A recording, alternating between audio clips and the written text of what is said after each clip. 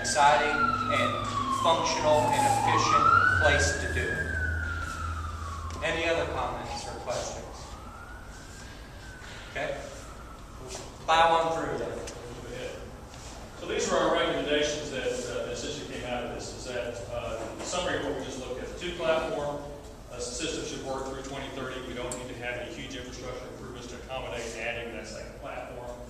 Shifting that Devon to Northern Line or the Amtrak really helps free up the service on that second platform and really makes everything work a whole lot smoother than if we just had to have it on that combined with that second platform. Recognizing that we need to reserve that option for the third platform, and then there are some things that need to be preserved relative to understanding the needs for bridge widening, for preserving right-of-way and so forth in the future to make sure that that can't happen, make sure we don't put a building in the way or something through over the next period of years. So now we're going to go back and talk a little bit about, briefly, something we talked about last time, which is the program. Just a quick summary. These are our primary fixed guideway elements anyway. Commuter rail, we've got a 350-foot platform. They need about 700 square feet of space inside for their ticketing and operations and so forth. Amtrak would need about 5,400 square feet, assuming they have a full operation here that includes baggage check and driver rooms and restrooms, passenger waiting and so forth. High-speed rail has the largest need. They have a 900-foot platform and need about 1,500 square feet. When you start to plug in all the other modes and look at how many passengers are coming through this facility, about 2,000 people a day, we've sized the common areas to meet that, which is about 22,000 square feet, which includes the waiting areas, restrooms, general amenities, security, some retail space, and so forth, as well as some space that can be rented out to use for public service, like this room. So that totals about 30,000 square feet of enclosed space, which will lead into the development of the facility itself, which we'll see in a minute. Parking requirements, we talked about this last time. We have a need of about under 900 spaces, but most of that is driven by high-speed rail. We feel like that until high-speed rail is here, that we can meet the parking requirements pretty much with surface parking that's around the area. And then we also have what we're calling related transportation modes. This is everything else that's not up there on the fixed guide, if you will. 6 bays for the bus rapid transit. Intercity bus, such as Greyhound, would be accommodated with about 8 bays. I think Greyhound is currently operating on 4 or 5 now, so we've expanded that. We could even go beyond 8 if we needed to here.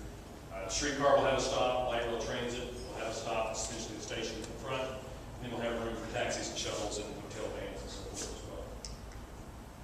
So this now leads us into what we're calling the master plan or the urban design plan. What we were showing before was kind of a bubble diagram, and I'm going to walk you through it just briefly. This is Gaylord. This is Sheridan, which runs east and west, up and down on this page. This is Reno.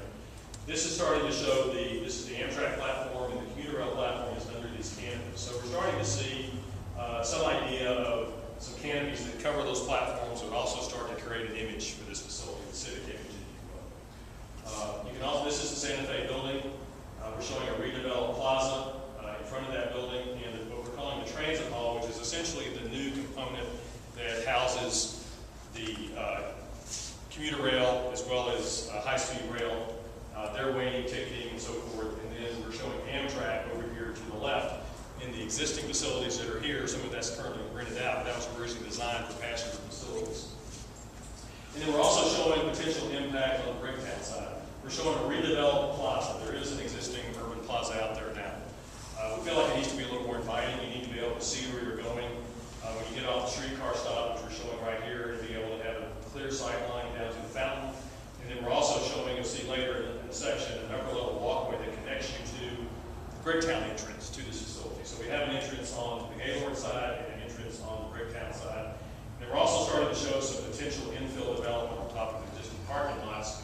And that parking is displaced can be served out of the parking garage, which is located here. It also includes the Intercity bus at that location.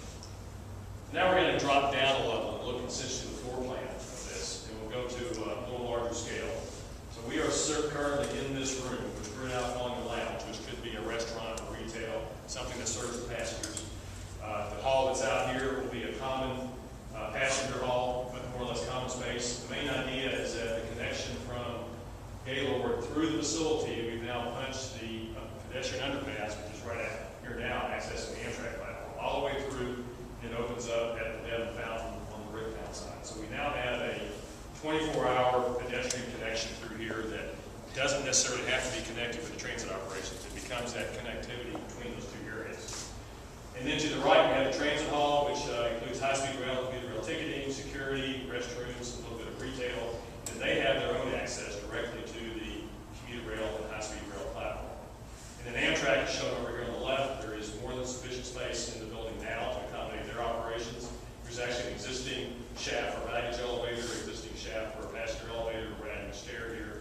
So you get a very linear connection with the facility between Amtrak, through the public space, through a covered area that connects to the transit hall. And right in between it, we have what we're calling a bike station. Bike stations are kind of catching on around the country in cities that are really bike-oriented. Portland, Denver, Austin, where at transit facilities they're putting in covered areas for bike storage. It might have a bike locker, bike racks. It might even be leasing bikes at that location. The city of Oklahoma City is looking at doing a bike leasing program, a bike rental program. So that becomes this space, which also helps to disconnect the transit hall a little bit from the north entrance of this historic building. And Anthony McDermott met with the historic preservation group of the city, kind of went through the plans with them. And if you remember last time, we had this transit hall connected directly to the building.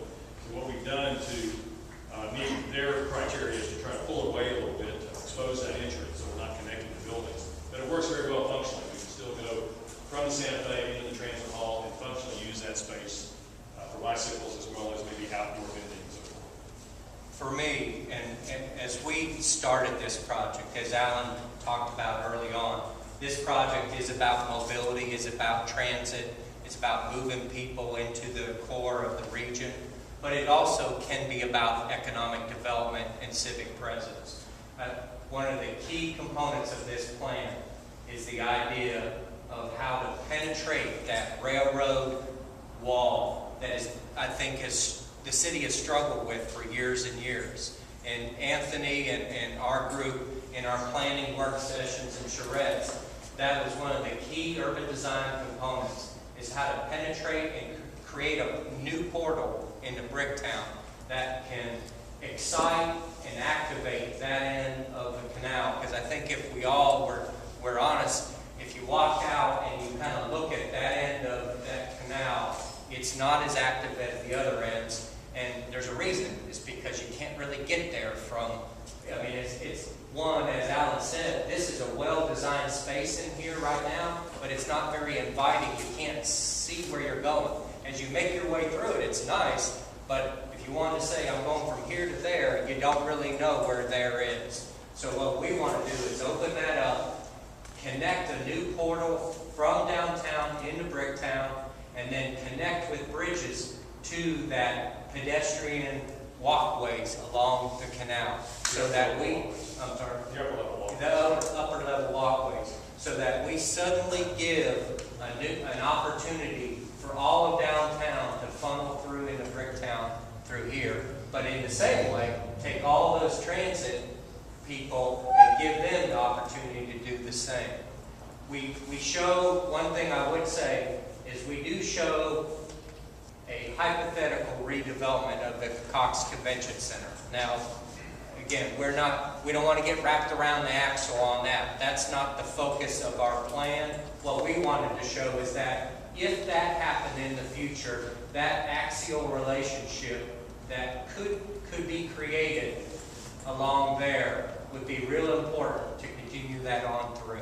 And it could be an exciting, the transit hub could suddenly be an exciting economic development catalyst for that block and all of these brown buildings that happen in Bricktown. So we're trying to achieve the goals of both mobility and economic development. And I think, again, as we move through this site does that better and more efficiently and more excitingly than